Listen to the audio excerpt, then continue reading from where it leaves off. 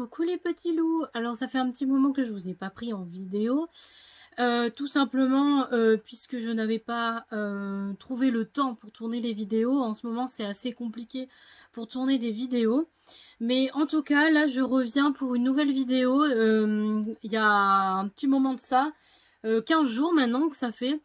Puisque nous sommes à l'heure où je tourne cette vidéo, nous sommes le 15 septembre et le challenge a commencé le 1er septembre. Donc aujourd'hui, il va s'agir d'une vidéo où je vais présenter ma palle pour le Pumpkin Autumn Challenge. L'année dernière, j'avais fait ce challenge sur ma chaîne. Cette année, je le refais. Malheureusement, j'ai pas pu mettre les décos dans la chambre, les décos d'automne, j'ai pas pu les mettre. Mais j'ai voulu attendre puisque j'ai changé de tête. Je me suis fait une nouvelle couleur sur ma tête. Je me suis mis du rouge. Donc du coup ça apprête avec le challenge, avec l'automne et tout le tralala. Alors du coup je me suis dit rien que mes cheveux, ça fait déjà l'automne. Donc pour ce challenge, ça a un petit peu changé cette année, hein, parce que bien évidemment c'est toujours Guimauze qui fait toujours le challenge, sauf que cette année il n'y a pas 4 menus comme l'année dernière, mais 3 menus. Donc du coup j'ai en face de moi sur mon ordinateur, j'ai un petit peu tout en rapport avec le challenge. Donc si vous me voyez zioter là-bas, c'est parce que je suis en train de lire l'affiche sur mon ordi. Donc voilà.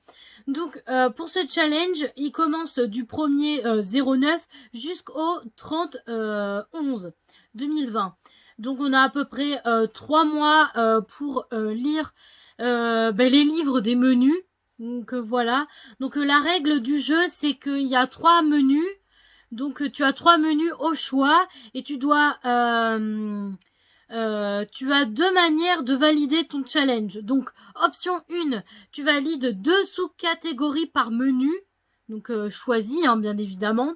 Option 2, tu as une fin de loup-garou. Donc tu valides une sous-catégorie par menu. Ça s'appelle avoir les crocs, tu valides 2 sous-catégories par menu, et t'as un appétit de goule, tu valides 4 sous-catégories par menu. Donc voilà, moi je me suis pris l'option 2, une appétit de goule, puisque j'ai essayé de mettre de mettre des livres dans tous les sous-catégories des 3 menus. Donc voilà. Voilà un petit peu pour les règles du jeu. Qu'est-ce que je peux vous dire d'autre? Pour la règle du jeu, non, pas trop. Donc voilà.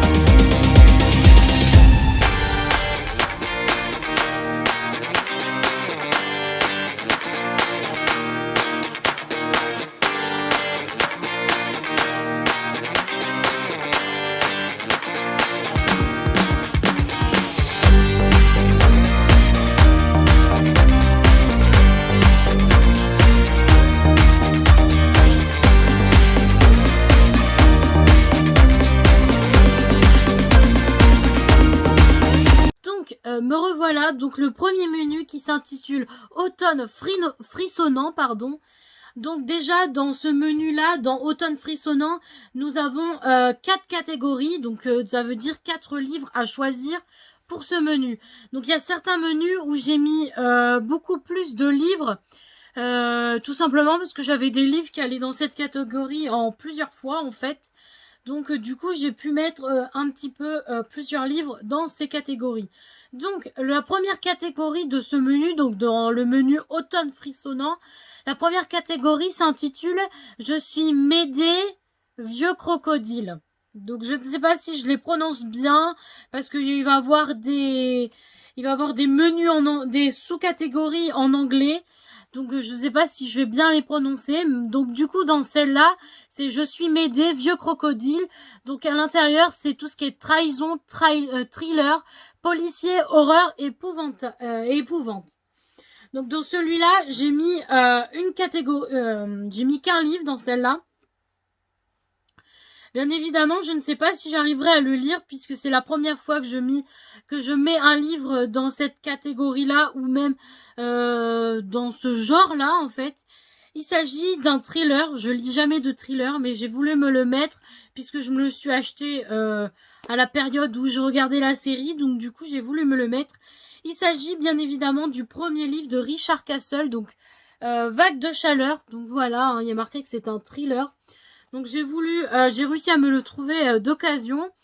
Et du coup, j'aimerais le lire dans la catégorie du coup thriller, puisque c'est un thriller.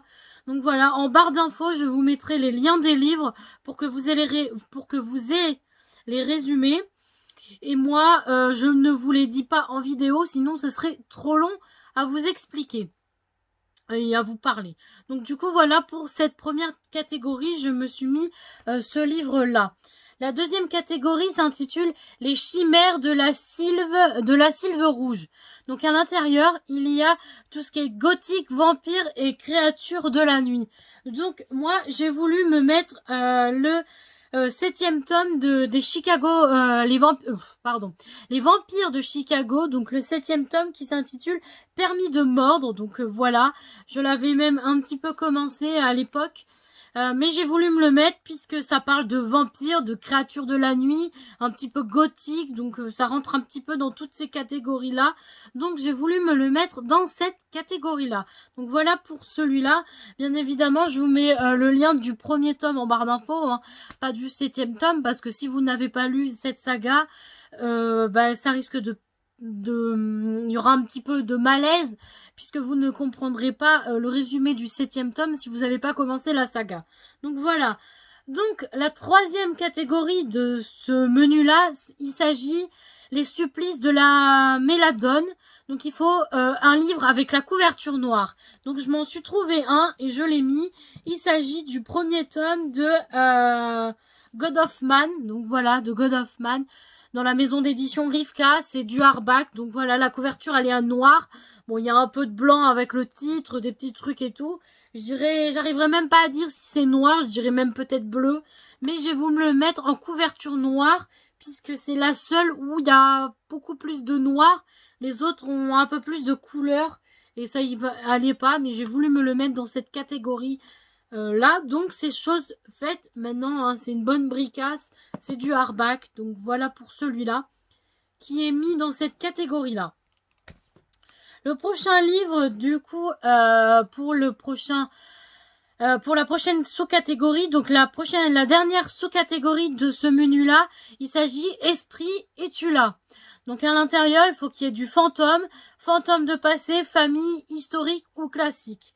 Donc moi, j'ai voulu mettre les secrets des Morrigan, tout simplement parce qu'il y a des fantômes du passé, des histoires de famille, et de l'historique puisque ça parle d'un château, donc de l'historique.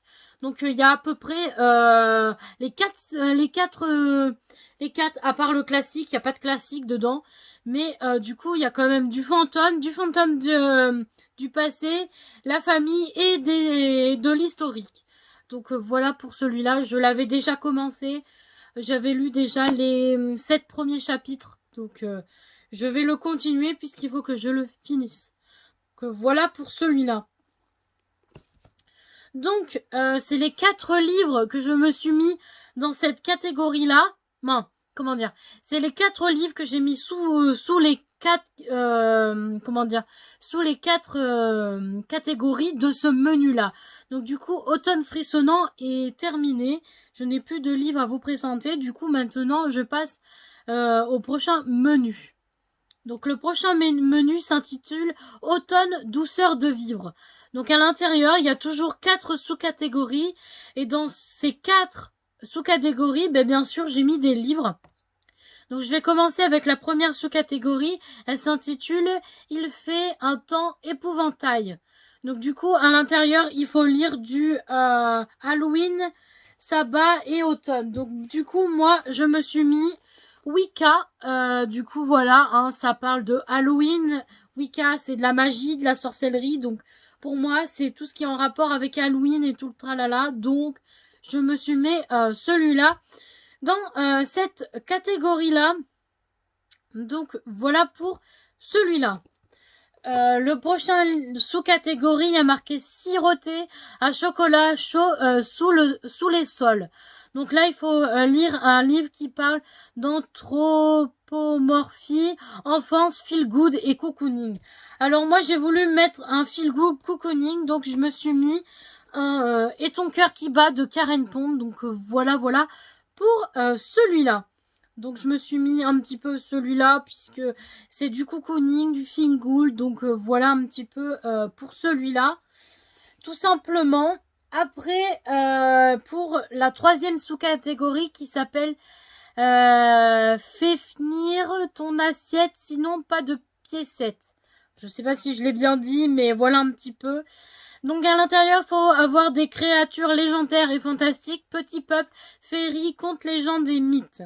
Donc je me suis mis 2 livres dans celui-là, puisque j'avais 2 livres qui pouvaient rentrer dans cette catégorie-là. Donc il s'agit bien évidemment du 2e tome de Banshee, donc le 2e tome qui s'appelle un crime, un châtiment. Donc voilà, il y a des petits peuples, Banshee, plein de créatures mythiques et tout le tralala, des petits peuples féeriques, créatures légendaires, fantastiques. Tout ça rentre là-dedans, donc j'ai voulu me mettre celui-là. Le deuxième que je me suis mis, il s'agit bien évidemment les chants des ronces, donc c'est les contes de minuit et autres magies sanglants de Lee Bardugo. Donc voilà, ça va un peu avec Grisha, Six of Crows et Kinzokar. Donc voilà pourquoi j'ai voulu mettre celui-là, puisque ça parle des contes et légendes. Donc voilà un petit peu pour celui-là. Il est hardback aussi. Donc voilà, ça c'est les 2 que je me suis mis dans cette catégorie-là. Et du coup, la dernière catégorie-là de ce menu, il s'agit de Adwidom Tuzopas. Alors, je ne sais pas si je le dis bien, hein, je suis désolée. Donc là, c'est sorcier, sorcière, magie, SFFF. Donc moi, j'ai voulu plutôt me pencher sur SFFF, magie. Après, je ne sais pas s'il y a de la sorcellerie là-dedans. Mais j'ai voulu me lire le premier tome de Dark and Dangerous Love. Donc du coup, voilà. Je sais que c'est de la FFF parce que ça parle de vampires. Donc voilà. Donc je ne sais pas s'il y a de la sorcellerie, de la magie. Mais en tout cas, il y a du SFF. Donc j'ai voulu me mettre celui-là dedans. Donc c'est chose faite, il est mis.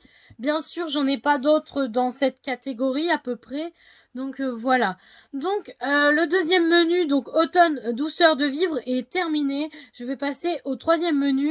Et du coup, le 3e menu s'intitule Automne des enchantresses. Ah, ça a changé puisque l'année dernière, ça s'appelait Automne des enchanteurs.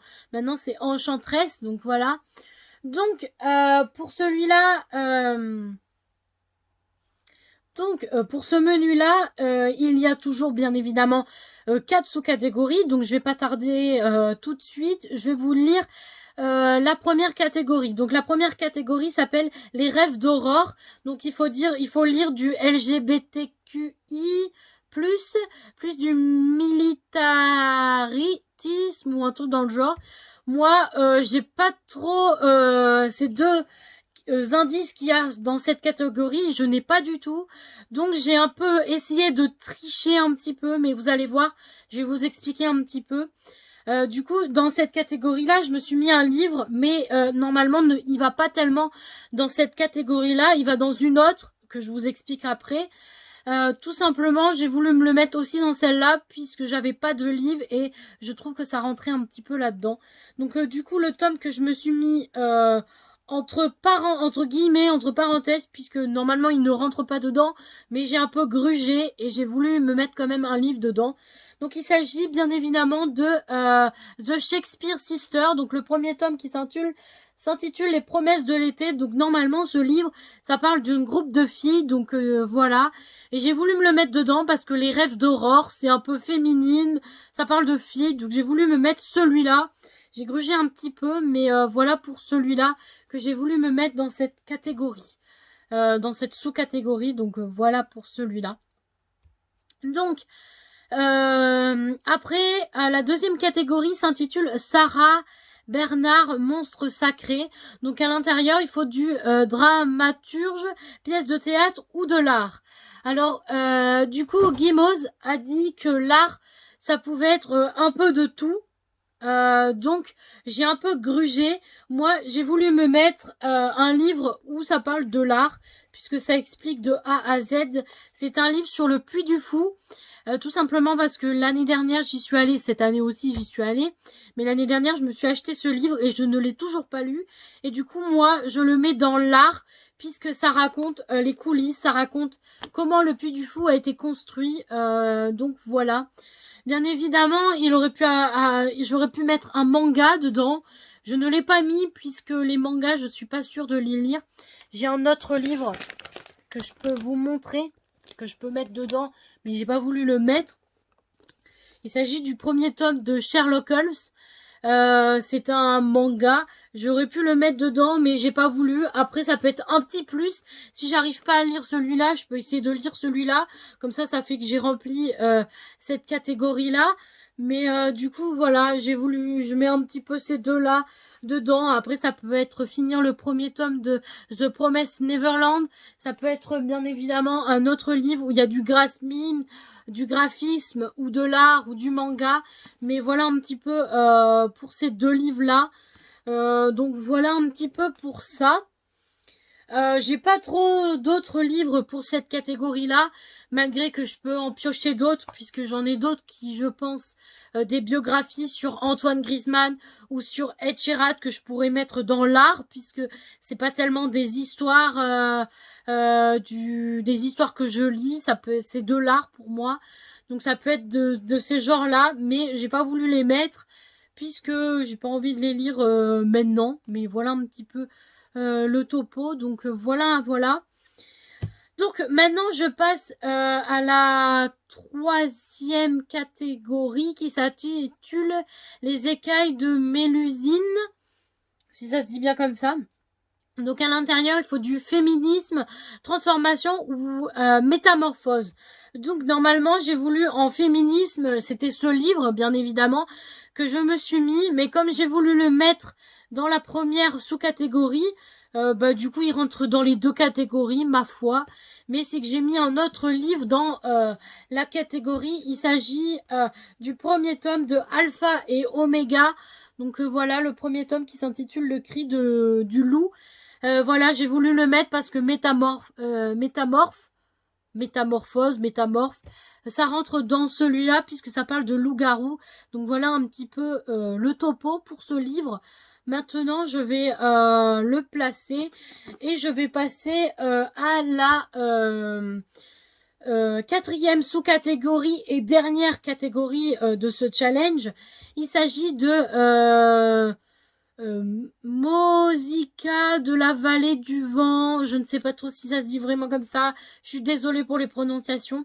Donc là, à l'intérieur, c'est du nature writing, écologie, nature ou post-apocalyptique. Donc j'ai voulu mettre, puisque j'ai pas du nature writing, du nature writing, ni de l'écologie, ni de la nature, mais j'ai du post-apo. Donc j'ai voulu me mettre le premier tome de Apocalypse Blue. Donc voilà pour celui-là aussi, parce qu'il y a marqué Apocalypse Blue, c'est du post-apo, donc voilà un petit peu pour celui-là. Donc voilà, ma palle pour le Pumpkin Autumn Challenge est maintenant terminée. J'espère que je vous aurai donné des idées pour le challenge. Pour l'instant, je n'ai pas tellement... comment dire? Je n'ai pas tellement commencé de livres pour ce challenge. Tous les livres que j'ai mis pour ce challenge, j'en ai pas du tout commencé un seul pour le challenge, alors que nous sommes déjà le 15 nous sommes déjà le 15 septembre, mais je vais essayer d'y remédier petit à petit. Donc tranquille, je vais y aller tranquille. Il y a quand même 3 mois pour lire les livres. Bien évidemment, il y a certaines catégories où j'ai 2 livres. Donc c'est pas trop grave si je lis pas les 2 livres de ces catégories-là, mais au moins une, c'est assez pas mal. Donc voilà un petit peu tout ça, tout ça. Et maintenant, je vais vous laisser avec ça. J'espère que la vidéo vous aura plu. Et n'hésitez pas à mettre des commentaires, de vous mettre votre liste pour le challenge du Pumpkin Autumn Challenge. Donc voilà, voilà. Je vous souhaite de très bonnes lectures. À la prochaine pour une prochaine vidéo. Et à plus tard. Bisous!